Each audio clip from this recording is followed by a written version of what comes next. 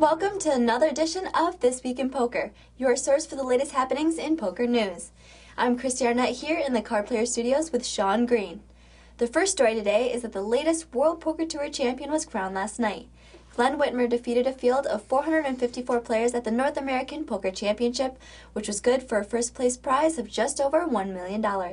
Going into heads-up play, Whitmer had a 2.5 to 1 chip lead, but he had his work cut out for him because he faced Gavin Smith, a three-time WPT final tableist and winner of the 2005 Mirage Poker Showdown. Fortunately for him, the match went Whitmer's way.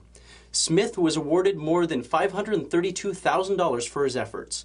Poker pro Kathy Liebert was the third-place finisher. A couple of other major tournaments ended this week, including the Asian Pacific Poker Tour stop in Auckland, New Zealand. Daniel Cracker won just over $257,000 after hailing over a field of 306 players. Also, the WSOP Circuit event in Indiana came to an end with Samuel Oberlin taking home over $143,000 for first. With the combination of these events, the focus can now be shifted to the Mecca of Poker, Las Vegas.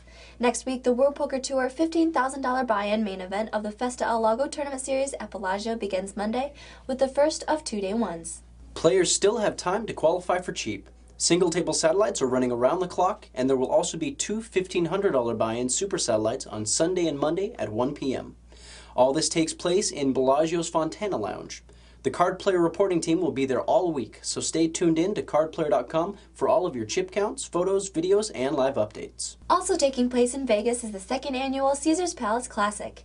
The tournament series kicks off today. There are 16 preliminary events leading up to the $10,000 buy-in championship event that guarantees a prize pool of $1 million. Card Player TV caught up with tournament director Chris Tessitore to hear about the details on the series. Well, we have a wide variety of tournaments being offered in several different price ranges. We have 9 tournaments that are $550 buy-ins. We have $1,060 buy-ins, all the way up to, of course, a championship event, which is $10,000 buy-in. Some of the events include a horse event, a pot limit Omaha event, a pot limit Omaha and Hold'em event, and of course, this year we have a $1,000 64-player heads-up championship event. Also, a new event this year is a $1,000 6-player max event, no limit Hold'em. Now, how can players qualify for cheap? Well, of course, we run single-table satellites every day starting October 16th. The lowest price satellite will be $65.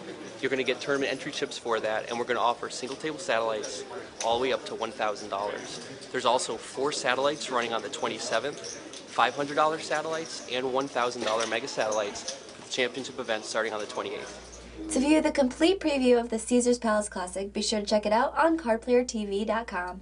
On the legal news front, we've got an update on the Kentucky case. Kentucky Judge Thomas Wingate moved to uphold the state's right to seize the domain names of 141 internet gambling sites this week, despite motions filed by gambling associations, gaming websites, and even individual poker players to block the move. He had ordered to allow the state to seize the domain names of the allegedly illegal sites on September 18th.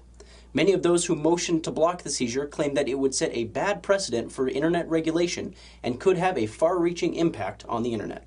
Wingate set a 30-day deadline for the sites in question to geo-target and block those accessing the sites from Kentucky.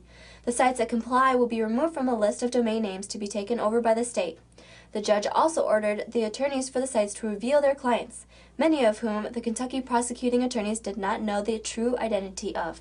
Earlier this week, Executive Director of the Poker Players Alliance, John Pappas, said that he was certain the plaintiffs in this case would appeal the decision to send the matter to Kentucky Appellate Court. The hearing for the case has been set and will take place on November 17th. Thanks for tuning in to This Week in Poker. We hope you guys have a great weekend. I'm Christy Arnett. And I'm Sean Green for Card Player TV.